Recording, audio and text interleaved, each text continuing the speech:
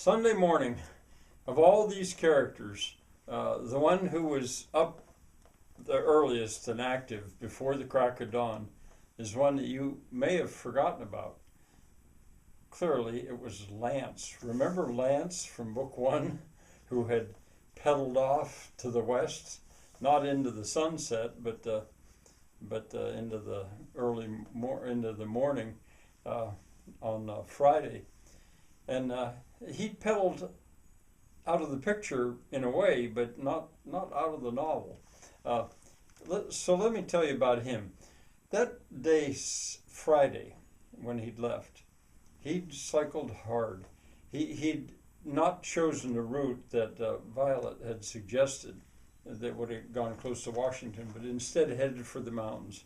He took the same route that he had taken before experimentally and even paused briefly uh, at the Oak of Shame. I might have told you about that already, which was the reason he was wearing those bright yellow and orange sleeves, which he loved. Uh, I'm hoping it well certainly if you read or if you listened to the telling of Book One, you know what I'm talking about here. Well, he continued on and got through out of North Virginia and back into Virginia, and got past Charlottesville on his way to the mountains, and he stopped then. Well, he might have been able to get a little bit further, but he didn't want to get out of the woods. And another thing I should tell you too is he managed somehow to get on that same road that he'd been on before, coming in, and went past. There was an order of towns, like there was Calf Creek and town now, and Heifer Creek and Cow Creek and Bulls Creek, and it was a little bit beyond Bulls Creek where he came to that intersection where the two roads diverged in the woods, and he was coming off the road. This is in reverse now. That was to the north, and he came to that intersection, and it was a little bit beyond that in the woods where he camped out, or all he did. He didn't think there was any chance of rain. This was Friday night.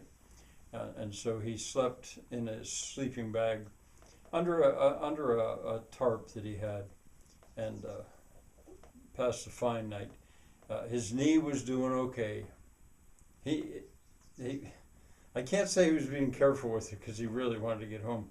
Now the second day, Saturday, this day. Well, no, it would be the day before he woke up. Now Saturday, he went on through a gap in the ridge. He thought about going up onto the ridge. What do they call it? Skyline Drive. That would have been a lovely bicycle ride. But he thought climbing that would have slowed him up. And coming back, he thought he might do better to stay down in the valley.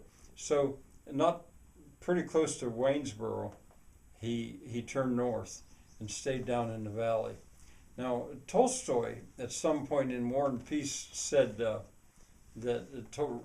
wrote about how when someone goes on a really long journey, they spend the first half thinking about where they came from, and the second half thinking about where they're going.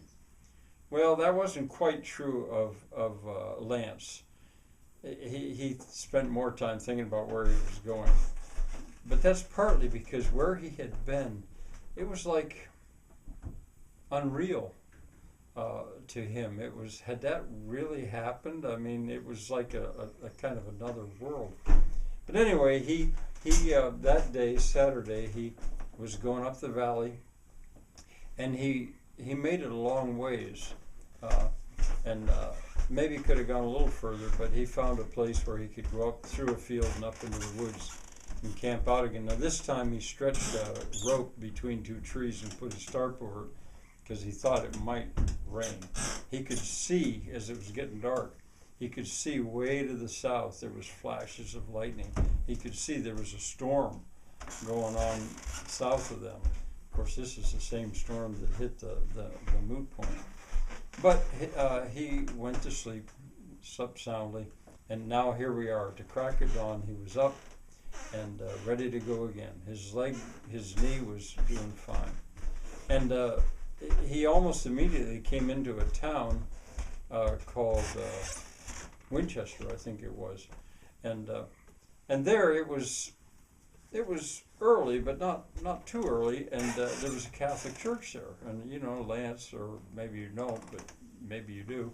He, being the Catholic that he was, he thought he was so thankful for so much that he decided he should stop and go to Mass, which he did. And there, he made he was quite a sight with his bright sleeves and on a bicycle and all that. But you know, they were fine. These Catholics were fine with that. They didn't care. A lot of them asked questions, or not a lot, but some of them asked questions, and one group, it was I don't know the parents' name, but the young woman was named Mary. She invited him to come to their house for breakfast. It was an early service. And because they wanted to hear more of the story. And he thought, why not? He could use a good meal and use a rest, so he went. And there he had lots to tell. He didn't stay too long, but he had lots to tell, and they had lots they wanted to know. They wanted to know about his bicycle ride. They wanted to know about those sleeves, why he was wearing those sleeves. What they didn't know about, and Lance didn't offer, although he had thought about it, was that scroll. What had become of that? Another thing Lance thought about but didn't talk about here was how Elaine had done, whether Big Bubba had appeared again. He felt a little guilty at not having just stayed, but they'd insisted not. So he didn't know. So anyway, on he went. He was able to get to the towpath of the C&O Canal, which is a easy bike ride. And so this is Sunday. I'm going on ahead here with him a little bit. And by Sunday evening, he was very close to Cumberland, Maryland. And he stopped and camped in the woods there. He was within a day's bike ride of making it home to Dutch Corner.